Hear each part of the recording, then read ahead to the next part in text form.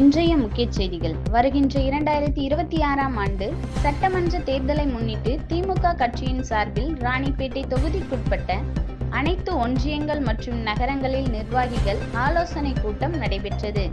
அந்த வகையில் நேற்று வாலாஜா கிழக்கு ஒன்றியத்தில் ஒன்றிய செயலாளர் சண்முகம் தலைமையிலும், வாலாஜா நகரத்தில் நகர செயலாளர் தில்லை தலைமையிலும், வாலாஜா மத்திய ஒன்றியத்தில் சேஷா வெங்கட் தலைமையிலும் ஆலோசனை கூட்டம் நடைபெற்றது.